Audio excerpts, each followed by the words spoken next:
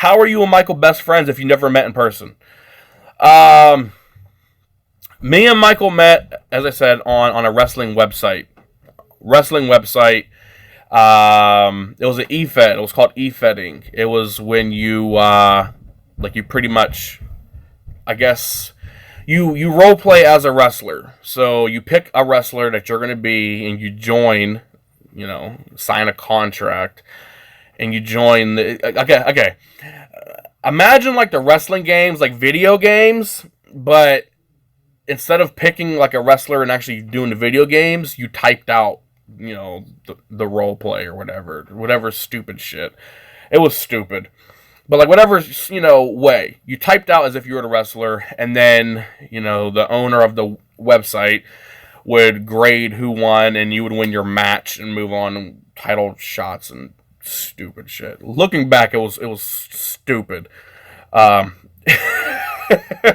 Looking back, it was stupid. But that's where we met. We were both in the E-Fed. We hated each other at first. We hated each other's guts. I was always threatening to hack him. I was a hacker back then. I was always trying to hack him, threatening to hack him. We'd argue. Hack him, and he would come back online like 10 minutes later, and I'm like, dude, how many times I got to hack you or do this or do that for you just to leave? We hated each other. We were feuding.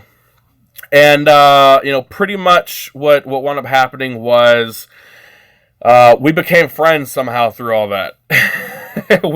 we became friends, and he would always, and this is before YouTube, before Break.com. I mean, I think we've known each other for 12 plus years now. So we would talk online, AOL Instant Messenger, AIM. I know that's like Chinese to a lot of you right now, but AIM. We would talk on AIM, and then we talk over the phone, talk about different things. Back in the MySpace days, then we started doing music together. We even went into business together. A company that we started called G&G Designs. It was Guest and Green Designs. I handled the business part because I was really good at business. Michael handled all of the designing, and we would do websites for companies and things like that. And we'd get paid for it. And that was a throwback in itself.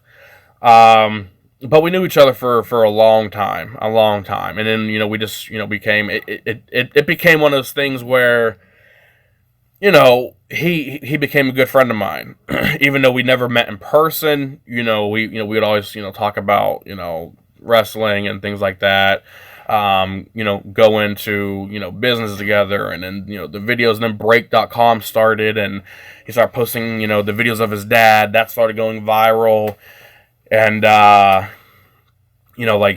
we'd always talk about, that kind of stuff through AIM. He would tell me, like, yeah, my dad just broke our washer. And I'm like, typing back to him, like, well, why'd your dad break your washer? And he would, like, say something like, because the spaghetti was cold. And I'd be sitting there like, no, this can't be real. No way. Like, no way. Then he started actually uploading them to Break.com, and I was like, holy shit, he was telling the truth. he actually was telling the truth.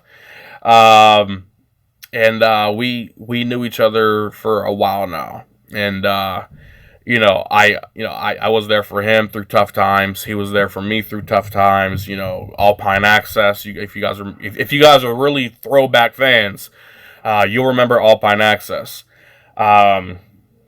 which was a company that fired me because I had to leave work to take my wife to the hospital because she was having a miscarriage with our first child.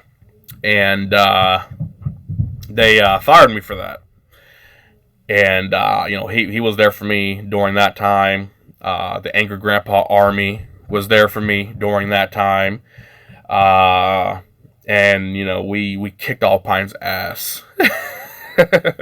We kicked Alpine's ass, and Alpine closed down 9 months later after all the Angry Grandpa Army, and after the story itself went viral. Was calling all their companies like Xbox and Comcast, DirecTV, calling all their companies, blasting them all over social media. The videos, there's videos from people all over the country, and pretty much Alpine Access got their ass kicked. 9 months later, they closed up and they sold the company to a company called Sykes.com. Sykes Work at Home. So he was there for me during that time, and he became like a brother.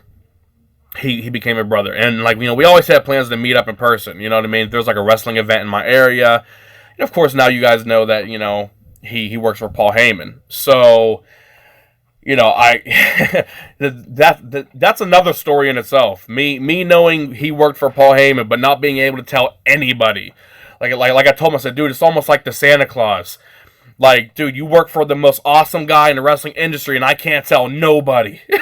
But he would always offer free tickets for wrestling events in my area, pay-per-views in my area, and he had even offered like, hey, why don't we go to this one? Or he actually invited me to SummerSlam a few times, and the one time I was gonna go, and I was like, yeah, I'm definitely going this year.